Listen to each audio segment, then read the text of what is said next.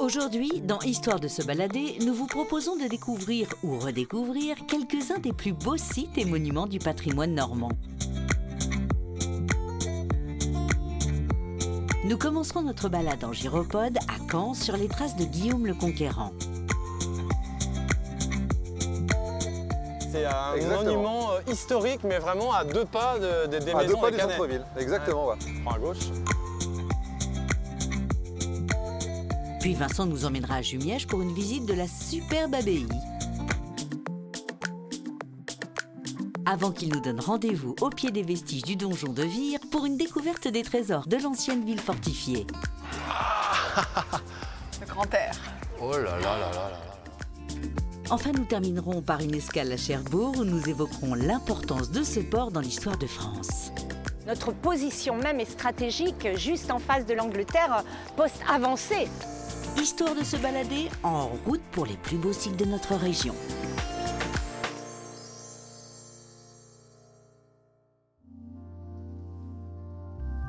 Nous commençons notre balade à Caen, où Vincent nous a donné rendez-vous pour une visite originale et résolument moderne du centre-ville historique. Bon là j'arrive dans l'enceinte du château de Caen et j'ai rendez-vous avec David qui est juste là-bas, avec qui je vais faire une belle découverte sûrement.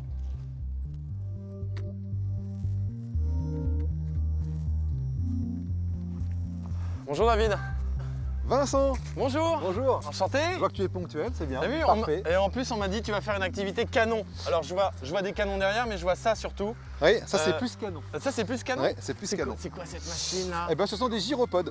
Voilà. D'accord. Voilà, donc Et- ce sont des appareils voilà, qui sont très modernes, ultra modernes, très perfectionnés pour pouvoir faire de sacrées belles balades. D'accord. Bon on s'y jette tout de suite alors? Allez, c'est parti. On essaye? Alors hop. Voilà, donc c'est pas Marche avant. très dur, hein, effectivement. Comme tu vois, ça se manipule très Ah oui bien. oui. Alors c'est très sensible. On peut faire du surplace, des wheelings. On arrête de tourner. Comme on arrête de tourner. Et on fait comment? Je pense que tu vas être malade hein, si tu continues. Oh. Voilà, on arrête comme ça. Ah voilà. Ah oui, c'est sensible. Hein. Ok. Attends, je reprends mes esprits et on y va. On va la faire cette découverte de Caen. Allez, c'est parti. Version 2.0. C'est ça. Allez. Oh Allez. oh.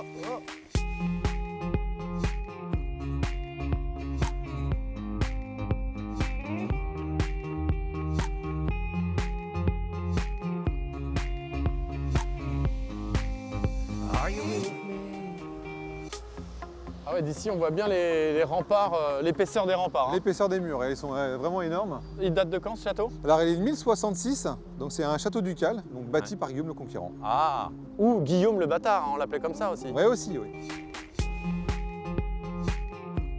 C'est aussi étonnant d'avoir un château dont les remparts sont aussi bien préservés, comme ça en plein cœur de la ville. C'est un Exactement. monument historique, mais vraiment à deux pas des À maisons deux pas des du Canets. centre-ville, exactement. Ouais. Mais on peut y accéder à un titre particulier pour rentrer, pour faire un pique-nique par exemple, ou tout simplement se balader en famille. Mais alors ce château, en fait, j'imagine qu'il représente aussi en grande partie la fierté que peuvent avoir les Normands d'être la patrie du fameux Guillaume le Conquérant. Bah, exactement. Guillaume le Conquérant, voilà, c'était vraiment le symbole de la Normandie, la puissance de la Normandie. Il a bâti vraiment un château qui est le symbole aussi de cette puissance. La ville de Caen est difficilement prenable à cette époque. À part le château qui est hyper impressionnant en plein centre-ville, qu'est-ce qu'on peut découvrir d'intéressant à Caen? Eh bien, je t'invite à découvrir une magnifique place qui est la place Saint-Sauveur, pas très loin d'ici, à deux pas, surtout en gyropode, ça va très vite. Eh ben je te suis. Allons-y, C'est parti. c'est parti. On prend à gauche.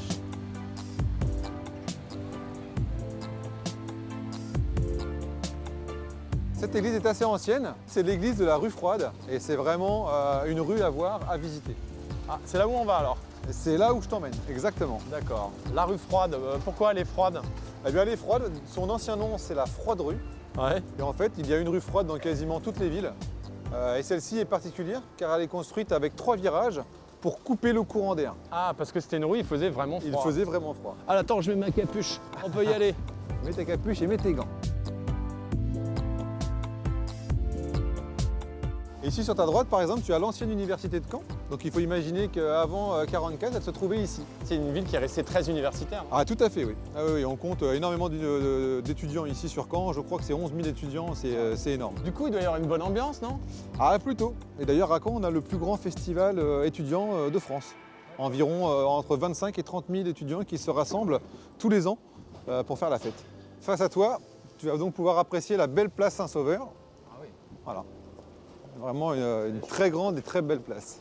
Mais en termes d'histoire, vraiment, qu'est-ce qui s'est passé sur cette Alors place? en termes d'histoire, il y a des légendes qui racontent qu'ici c'était la place du pilori, voilà, où on exécutait les gens sur la place publique. Ah, sympa. C'est sympa, hein, c'est pas Petite mal. statue de Voilà, qui? Louis XIV, Ah, Louis habillé en XIV, enfant habillé en romain. Habillé en romain, voilà, l'époque gothique. Ah, c'est drôle. Avec voilà. le casque romain, Voilà, carrément. avec le casque romain, voilà. Ah, ils ont C'était assez- l'imagination, ces Italiens. Oui, Mais enfin, c'est ils ça. habillent quand même Louis XIV en romain. Hein. C'est ça. Faut qu'il ait un petit côté italien, hein, mais C'est sinon, ça, quand même, ouais, sinon c'est- c'est la fierté d'être italien. Tu Voilà. l'habilles en romain, Louis XIV. Ou alors non, tu ne l'habilles pas, ou sinon il est à poil. Et ça le fait pas. Ça fait bizarre. Il Voilà. y a un gars qui fait du hip-hop, Plus mais ça moderne. fait longtemps qu'il est là, lui. Hein. Ouais. Il a pris racine Wow. un peu. Ça va? Ça se passe bien la danse pour vous? Et si on dansait un peu avec vous? La la la la, la la la la la la la la la. Ça donne envie de danser un petit peu cette machine. Hein.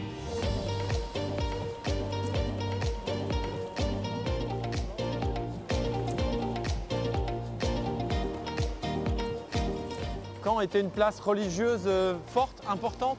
Importante, et Guillaume a voulu des abbayes justement pour renforcer son pouvoir, parce qu'il y avait très peu d'abbayes à l'époque. D'autres pays avaient beaucoup d'abbayes et lui n'en avait pas beaucoup. Donc il en a fait construire une multitude, ce qui fait que maintenant on a beaucoup d'abbayes à Caen. Donc À c'était Caen aussi et pour un alentour. pouvoir politique en C'est un fait. pouvoir politique, il posait ses D'accord. pions, exactement. Cette abbaye Oui, qui s'appelle, l'abbaye aux hommes. alors l'abbaye aux hommes, ça veut dire que, bon déjà c'était pas mixte mais ça on s'en doute. Sans doute. Ça veut dire qu'il y avait une abbaye aux femmes aussi? Eh bien exactement, tu tombes pile poil, c'est le cas. En fait, il y a deux abbayes à Caen, abbaye aux dames, abbaye aux hommes. Ce sont deux abbayes qui ont été créées par Guillaume le Conquérant à la demande du clergé, car il devait épouser une jeune femme, Mathilde, qui était sa cousine au premier degré.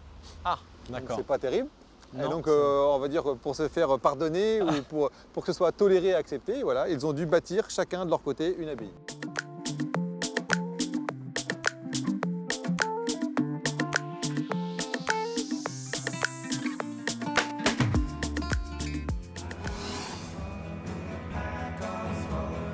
Pour la deuxième étape de notre balade consacrée au trésor du patrimoine normand, direction Jumièges, où Vincent a décidé de vous faire découvrir les ruines de la célèbre abbaye.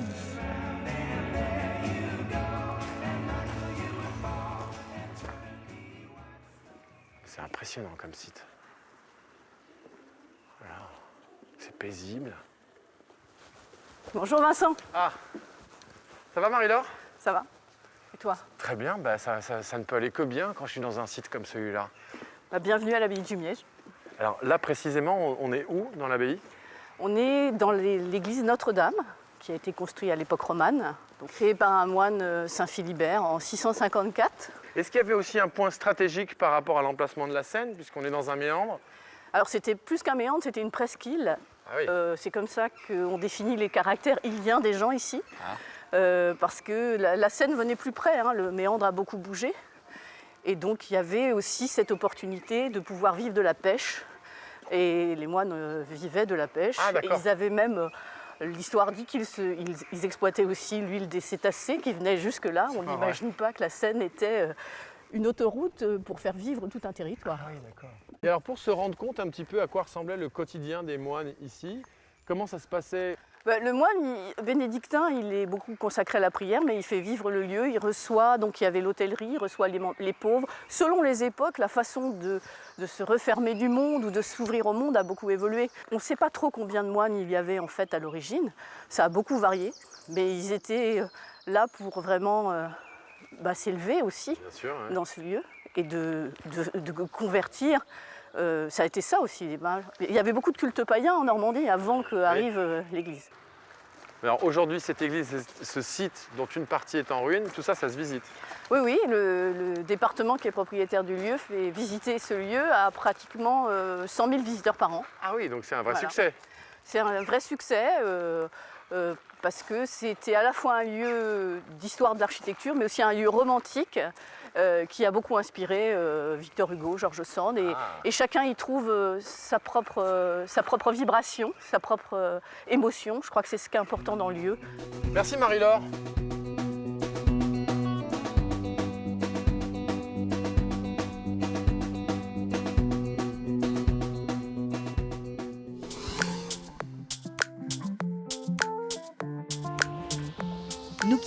Liège pour partir vers les collines du Bocage virois où Vincent et sa guide Sonia nous attendent. Ensemble, ils ont décidé de vous faire profiter des plus beaux sites de l'ancienne ville fortifiée de Vire. Bon, je me trouve à Vire, la capitale du bocage normand. Là, j'ai rendez-vous avec Sonia qui va me faire découvrir cette ville assez étonnante parce que d'abord, c'était une ville fortifiée il y a très longtemps. 90% de la surface de la ville a été détruite par les bombardements pendant la guerre. Il se trouve que dans les 10% restants, il y a des petits bijoux que j'ai envie de vous faire découvrir, dont ce donjon, et je vais attendre Sonia.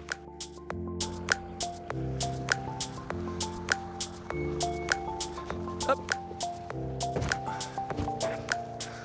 Sonia, oui, hein, on avait rendez-vous en même temps. Hein. Enchanté Sonia. Bienvenue à Vire. Merci.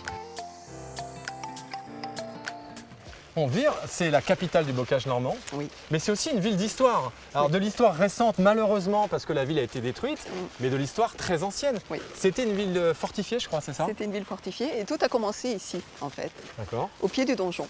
Ah, ça c'est le donjon, enfin c'est ce qu'il en reste, non? C'est ce qu'il en reste, 2 pans de mur quand même. Ouais. Et en fait, la construction de Vire a commencé ici en 1123. Henri Ier Beauclerc, le fils de Guillaume le Conquérant, roi d'Angleterre, a fait construire ce donjon et puis un château, malheureusement, voilà, aujourd'hui Ouais. parking, à double enceinte. D'accord. Et comme ici c'était un château à double enceinte, ici on se trouve dans la haute cour et derrière l'enceinte, la première enceinte, ça se nomme la basse-cour. La basse-cour, c'est-à-dire là où il y a les poules, les cochons, etc., c'est ça? Oui, exactement. En cas de conflit, les habitants venaient se réfugier ici, dans la basse-cour, avec leurs petits animaux, les lapins, les poules, etc. ok. Et quand on regarde l'intérieur du donjon, qu'est-ce qu'on peut remarquer par rapport notamment, on sait qu'il y avait des domestiques, des seigneurs, leurs vassaux peut-être, j'en sais rien. Où ils habitaient à l'intérieur de ce donjon? Et est-ce qu'il était habité d'ailleurs ce donjon? Il n'était pas habité, Ah. en fait. Il servait surtout d'accueil quand un personnage important comme le roi venait ici à Vire. Et en fait, si on regarde bien le plan de coupe du donjon, souvent le rez-de-chaussée servait de cellier, de garde-manger. Et ici, si vous regardez bien, vous voyez la grande cheminée là. Oui. Ça, c'était la salle d'armes. Au-dessus, on voit une pièce avec des fenêtres et aussi des petites cheminées, donc c'était voilà, la chambre, hein, la salle d'honneur.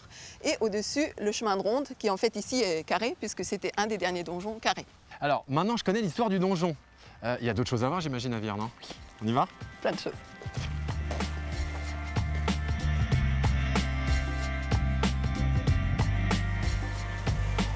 Alors déjà on rentre à peine dans la ville. Et on voit quoi? C'est une cathédrale, une église? C'est une église, c'est l'église Notre-Dame. Notre-Dame. Notre-Dame. Ah d'accord. Et vous voyez les Parisiens, c'est Notre-Dame ça. Elle est là la vraie Notre-Dame. Et en plus il y a les gargouilles. Exactement. Et puis voilà, c'est vraiment une très très belle église qui a été construite du XIIe au XVIe siècle. 4 siècles de construction. 4 siècles de construction. Donc totalement Moyen-Âge. Moyen-Âge, une époque qui a souvent mauvaise presse, mais qui était en fait une époque assez riche. Exactement.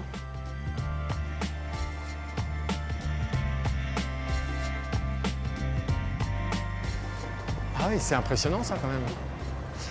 On appelle ça, c'est quoi? C'est un beffroi? C'est un beffroi, oui. Et c'est aussi la porte d'entrée principale de la ville au Moyen-Âge. Ah d'accord, c'est chouette. Hein.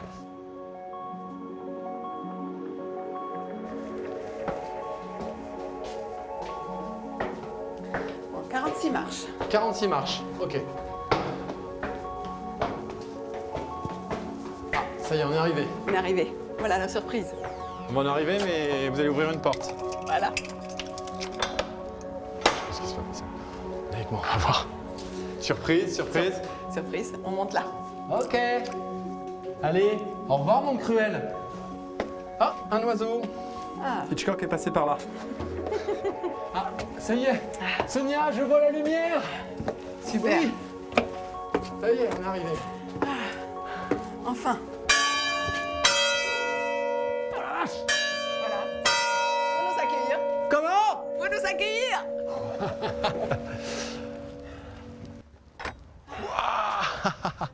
Le grand air. Oh là là là là là là là là. Magnifique. C'est un peu flippant quand même, hein? On est très haut, Oh la vache. mais on a une vue sur le bocage imprenable. Et sur l'église Notre-Dame Ah oui, d'accord. et le donjon. Alors on voit tout. On était tout à l'heure là-bas, voilà. Puis j'aime bien aussi les nuages. Le ciel n'est jamais pareil. Et puis les nuages ici, on n'a pas le choix, de toute façon, il y en a. Faut les accepter, les nuages. Voilà, il faut vivre avec. Ah non, mais c'est extraordinaire cet endroit. Là, vous êtes privilégiés. Très peu de personnes sont montées jusque-là. Vous êtes tombée amoureuse de cette ville, vous. Exactement. Vraiment. Et il y a un endroit particulièrement qui se trouve juste là-bas. Donc je vous propose qu'on y aille. Ah ok, d'accord. C'est parti.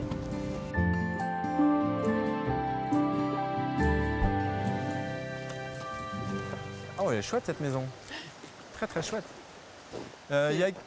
C'est quoi ça, cette maison? C'est la maison d'Olivier Basselin. D'accord. Alors je dis d'accord, celui-là. D'accord. Mais sauf que je sais pas qui c'est. Olivier Basselin est né à Vire en 1403. Il a écrit des chansons à boire, des chansons satiriques et patriotiques, puisqu'il était un résistant contre les Anglais pendant la guerre de 100 ans. Est-ce que ces chansons à boire, ça a pu inspirer après des générations de chansonniers, de dramaturges, de poètes ou pas? En fait, il a écrit ses chansons sous le nom de Vaudevire. Est-ce que ça vous fait penser quelque chose? Vaudevire? Vaudeville? Exactement. Au XVIIe siècle, les chansons vaudevire ont donné naissance au vaudeville. Ah, donc c'est avec les siècles. Vaudevire, alors c'est peut-être quelqu'un qui avait une patate dans la bouche, vaudevire, et ça s'est fini en vaudeville. Exactement. Au XVIIe? XVIIe. Ah d'accord, donc on peut dire que l'origine du vaudeville, c'est à ici. Olivier Basselin qu'on la doit. Exactement, Ok. c'est le berceau du vaudeville. Super, bon bah merci Sonia, j'ai appris plein de choses grâce à vous. De Je vous rien. embrasse, je vous dis à très bientôt. À bientôt.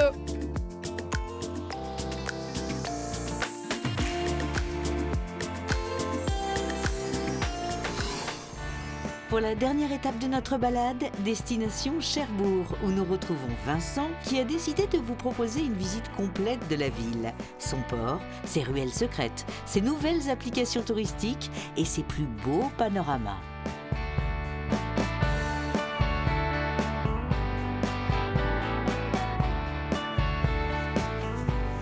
Bonjour Marie-Christine. Bonjour Vincent. Enchanté. Enchanté aussi. Si ça, c'est pas une belle journée pour découvrir Cherbourg. hein. Formidable. Cherbourg, c'est une ville qui est tout au nord du Cotentin. Est-ce que c'est une situation qui a été considérée comme stratégique à Ah l'époque? oui, notre position même est stratégique, juste en face de l'Angleterre, poste avancé. On ne pouvait pas être à la fois mieux et mal placé.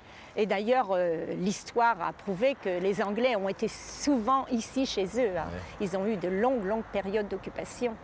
C'était tout près, c'était les portes de l'Angleterre, vraiment. Nice, very nice. Very nice. Et pendant la Seconde Guerre mondiale, on peut dire que ça a été un port important? Ah oui, Cherbourg a eu sa grandeur de gloire et je suis contente de pouvoir vous le dire parce que pendant 3 mois après le débarquement, Cherbourg a été premier port du monde ici. Donc Cherbourg a été vraiment le port à partir duquel on a pu acheminer tout le matériel de guerre.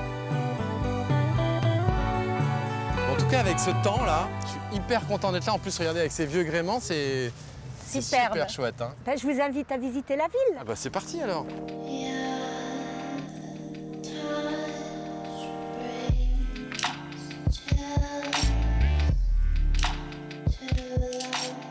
Le voilà, Napoléon. Napoléon, l'incontournable. Ouais, oui.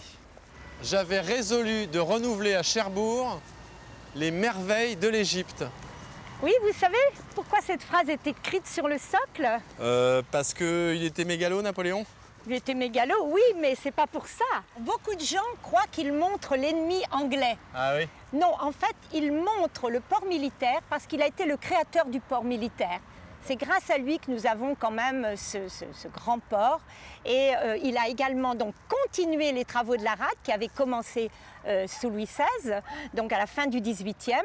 Et tout ça ne s'est terminé que sous Napoléon III. D'accord. Donc il a fallu 80 ans pour achever ces grands travaux. L'empreinte de Napoléon dans la ville de Cherbourg, elle est vraiment importante, non? Ah oui, oui, bien sûr. D'ailleurs, Cherbourg a failli s'appeler Napoléonbourg. Ah oui, bon, c'est oui, bien oui, on Cherbourg l'a aussi échappé comme belle. nom. Hein. Salut Napoléon. On va rentrer dans les petits coins secrets de la ville. Ah. On va prendre un bouel. Un bouel. Un bouel. Il y a une cour insoupçonnée. Et voilà. D'un seul C'est coup, chouette. on est à une autre époque. C'est charmant.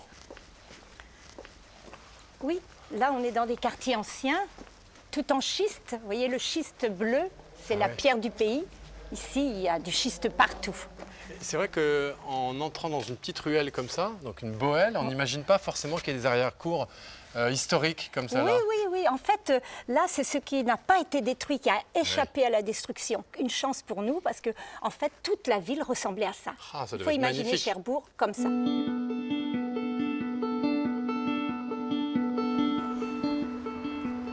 J'aimerais vous montrer quelque chose. Ok, alors je sors ma tablette. On a la chance d'avoir à Cherbourg une application Ouais. en réalité augmentée qui nous montre la forteresse de Cherbourg telle qu'elle était il y a 3 siècles et demi. Ah, c'est marrant. Mais alors, retournez-vous. Ah, c'est super ça. Waouh. Oui, il y avait le château fort et puis la citadelle tout autour du château qui avait englobé toutes les maisons qui étaient venues s'agglutiner autour du château. Donc ça date de quelle époque là? C'est-à-dire si je me replace à quelle époque quand je regarde ça? Alors là, c'est la citadelle en gros du 16e que vous voyez là. C'est génial. Ça veut dire que je peux me balader dans les rues de Cherbourg, Oui. là par exemple ici aux alentours, Oui, oui. et puis découvrir la vie telle qu'elle était, ou en tout cas l'architecture telle qu'elle était Absolument. il y a plus de 250 ans. Voilà. Elle était gigantesque, non, cette citadelle? Enfin, elle Elle- paraît gigantesque vu Elle comme est- ça sur l'application. Oui, c'était une Ah ouais, grosse forteresse et surtout qualifiée d'inexpugnable, c'est-à-dire jamais prise par la force. Alors ça c'est vraiment chouette parce que souvent quand on parle d'histoire et quand on essaye de remonter dans le temps, ça reste toujours abstrait. Avec cette application-là, Absolument. là on y est, on est dedans en fait. Exactement. Tout Oh là devient là. réel. Ah, c'est Et c'est chouette. mieux que toutes les explications. Ça, c'est le côté formidable De je la ne sais pas, technologie. de la technologie. Ouais. Alors il faisait un peu plus beau à l'époque quand même. Ah non, c'est pareil. Ah c'est génial ça, j'adore. Oui, hein, c'est très intéressant. Et alors la vie à cette époque-là, elle était comment à Cherbourg? Ah ben, au moment des occupations anglaises, il fallait faire avec l'occupant. Quand l'occupant restait 32 ans dans la ville, vous imaginez qu'il y avait quand même des relations qui se forgeaient entre les Anglais et les Français et qu'on a beaucoup de petits cousins de l'autre côté de la Manche. Ah ouais, c'est ça, beaucoup de petits cousins. C'est pour ça cette relation d'amour et de haine que nous Oui, avons avec absolument. les Britanniques. Oui, mais plus d'amour. D'amour, plus souvent d'amour quand même. We love you. We just love you. Non, faut pas exagérer non plus. Hein. On poursuit la visite? On poursuit. Allez hop, on y va. Ça, j'adore.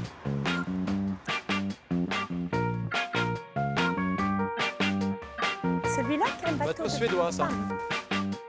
Ça donne envie de grimper là.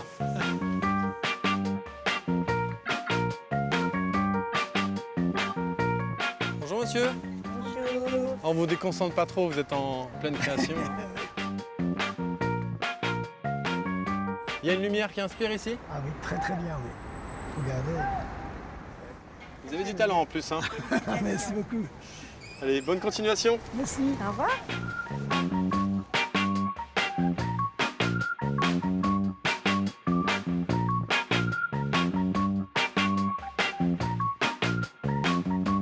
Voilà, on entre dans le fort du Roule, Le fort du Roule. qui faisait partie de la défense de la rade d'ailleurs aussi. Ah d'accord. Ah oui, ça c'est de la vue ça. Ça c'est de la vue, hein, Waouh. Ah ouais. de deux côtés. On ne peut pas avoir plus large comme vue. Mais oh, c'est haut là. Hein. Ah oui, 117 mètres, mine de rien. 117 mètres. Oui, Donc c'est le point culminant de Cherbourg. ah oui, oui, là on ne peut pas faire mieux. Ah oui, quand même. Ça en jette bien la vue ici. Hein. Ah oui.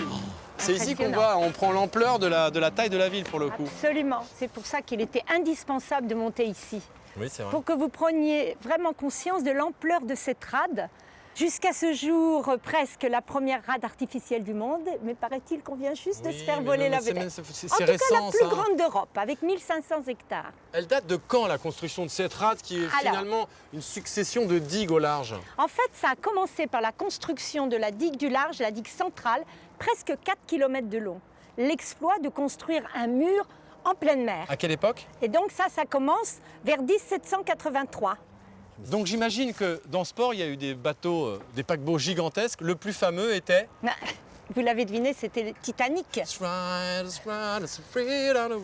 Ça veut dire que le Titanic, avant de sombrer dans les eaux glaciales de l'Atlantique Nord, est passé par ici? Absolument, c'était son avant-dernière escale. Il en a fait une dernière en Irlande du Sud. En tout cas, moi je trouve que c'est un super endroit pour terminer cette visite de la ville. C'était incontournable, vraiment. Sans les mains.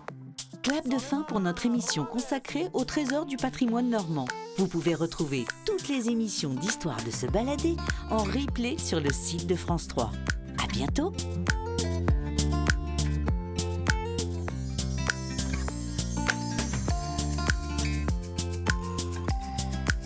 Ça va? Ça se passe bien la danse pour vous? Et si on dansait un peu avec vous?